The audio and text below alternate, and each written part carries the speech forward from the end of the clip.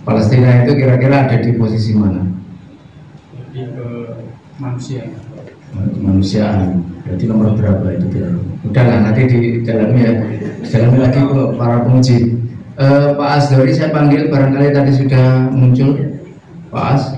Iya, assalamualaikum. Oke, Pak Asdori mumpung bisa connect ya barangkali sekarang dengan Pak Asdori. Silakan Pak Asdori memberikan pertanyaan kepada Romo Fedus. Silakan. Terima kasih Bapak Ketua Sidang. Mohon maaf ini dari Magelang karena kebetulan online untuk di semester 5 gitu. Bisa didengar untuk Romo Fedus suara Pak Asdori? Ya, bisa Bro, bisa.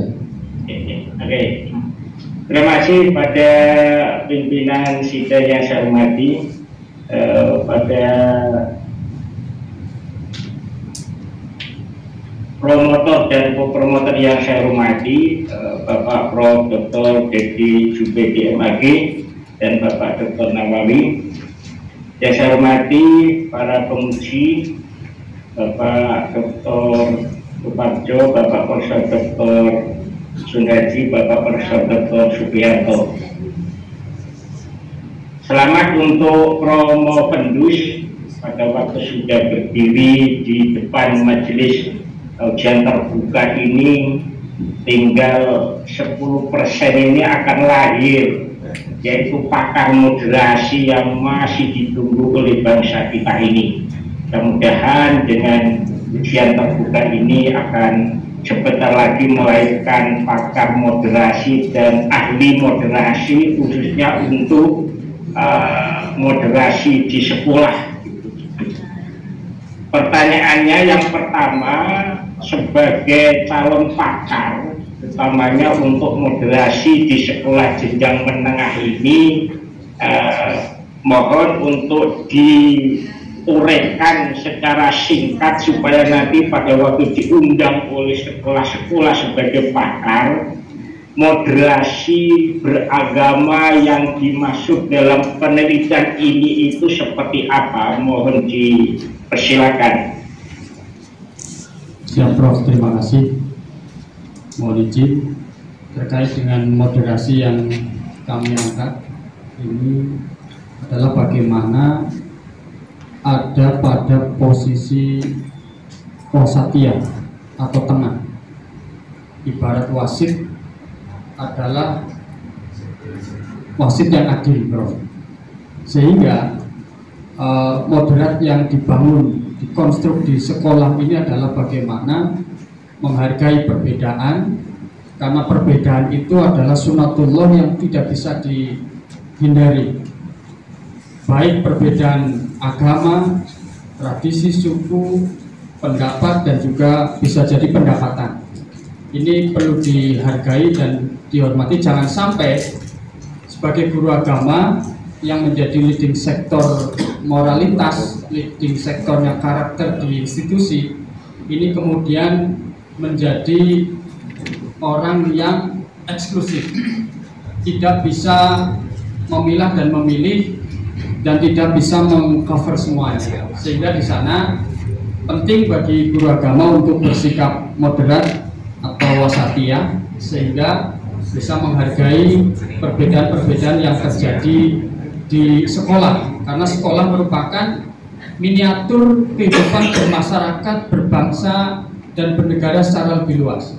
Ketika insya Allah diawali dari sekolah ini sudah terkonstruksi sikap moderat, insya Allah ketika mereka kemudian diimplementasikan di masyarakat, maka bisa jadi kemudian ke depan masyarakat bangsa Indonesia yang berbeda ini akan tetap damai, akan tetap berdampingan dengan penuh cinta dan kasih sayang sebagai umat manusia, atau peaceful coexistence, artinya berdampingan hidup bersama masyarakat dengan damai dan tidak ada permusuhan. Demikian Prof, mohon maaf. Baik, supaya bisa memberi keadilan jalan tengah, maka